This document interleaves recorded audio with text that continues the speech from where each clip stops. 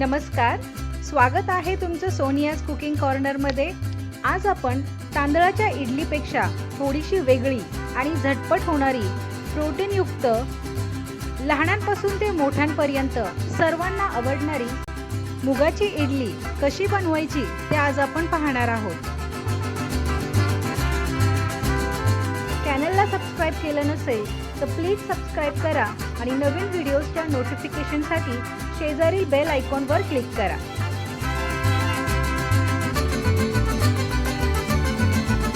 मुगडाळीची इडली बनविण्यासाठी सर्वात आधी मुगाची डाळ स्वच्छ धुवून घेऊयात। इथे मी 1 कप डाळ घेतली आहे।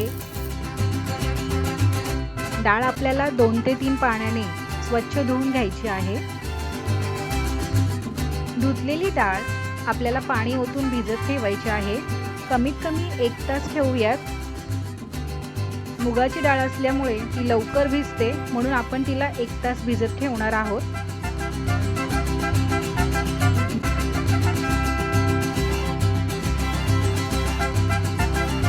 एक तास झाला आहे। आता आपण डाळ वाटून घेऊयात।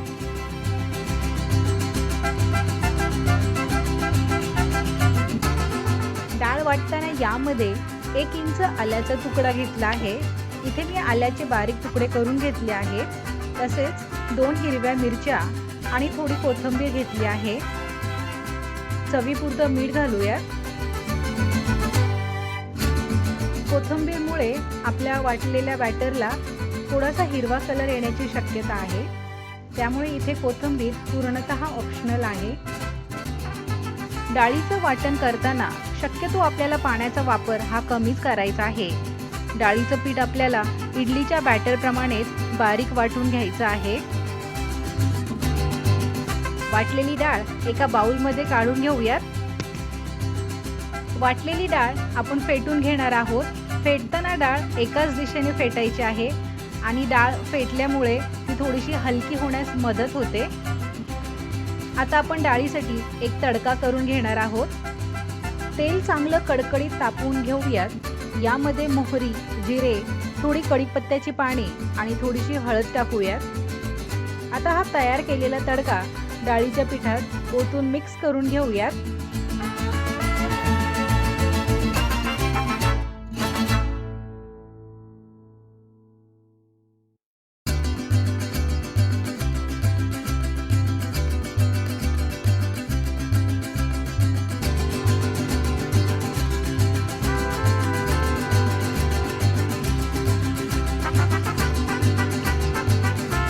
तयार केलेल्या डाळीच्या पिठाच्या इडल्या करण्या अगोदर इडलीचं भांड पाणी ओतून गॅसवर गरम करायला ठेवूयात आणि इडली पात्राला तेल लावून घेऊयात। आता या पिठामध्ये 1 चमचा इनो आणि 1 चमचा पाणी ओतून हे पीठ व्यवस्थित मिक्स करून घेऊयात। इनो घातलेलं हे मिश्रण जास्त वेळ आपल्याला ठेवायचं नाही आणि इनो घातल्यास हे मिश्रण आपल्याला एकाच दिशेने फेटून घ्यायचं आहे। तयार केलेलं इडलीचं बॅटर लगेचच इडली पात्रात ओतूयात। मुगडाळीची इडली वाफवण्यासाठी इथे 8 ते 10 मिनिटाचा वेळ लागतो। इडली वाफवून तयार आहे। तयार झालेली ही इडली खूपच मऊ आणि स्पॉन्जी बनून तयार आहे।